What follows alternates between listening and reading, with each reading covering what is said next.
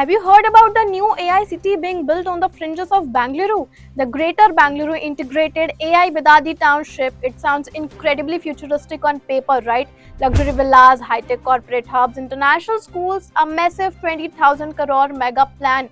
But the foundation of this glossy digital dream isn't being laid on barren wasteland. It is being carved directly out of Bidadi's most fertile multi-crop agricultural land. And to save their generational inheritances, local farmers have been protesting on the streets for more than 465 days.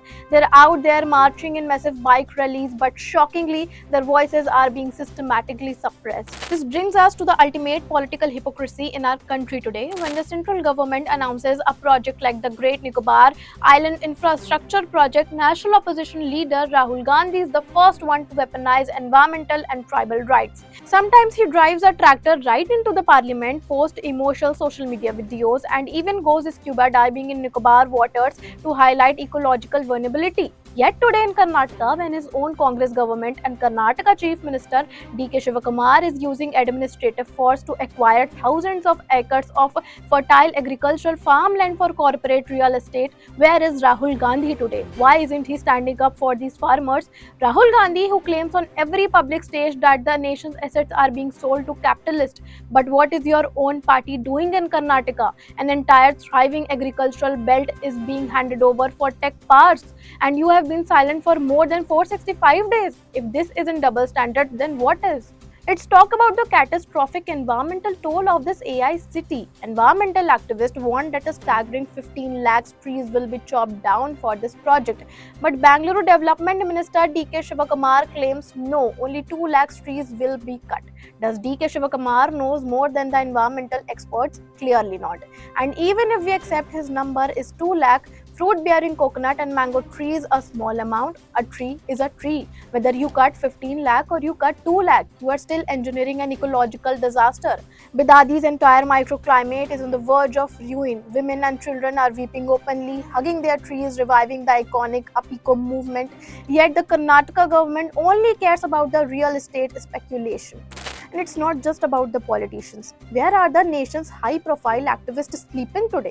Farmer leader and national spokesperson of the Bharati Kisan Union, Rakesh Tikait. Look at Rakesh Tikait, who calls himself India's ultimate champion of farmers' rights. He rushes to be present at every protest where he wants to be seen. But while Karnataka's farmers are facing total erasure for over more than 465 days, Rakesh Tikait is nowhere to be found.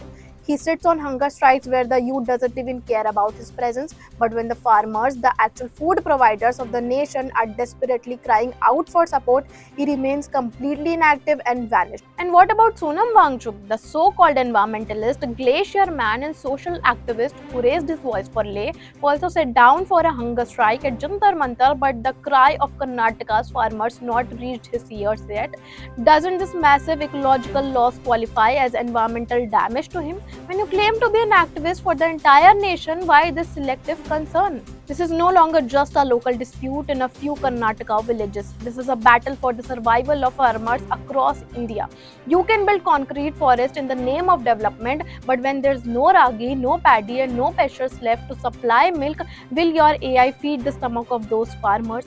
Land isn't a mere real estate asset to a farmer. It is their legacy, their identity, their livelihood. If the government really wants to build an AI city, build it on arid, barren land corridors, not by destroying the livelihoods of our farmers.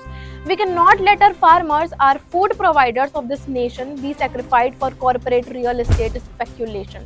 The whole country needs to stand with them. I stand with Bidadi and I stand with her farmers. What do you think about this? Let us know in the comments, and don't let this voice be silenced. Share this video. Jai Hind, Jai Bharat.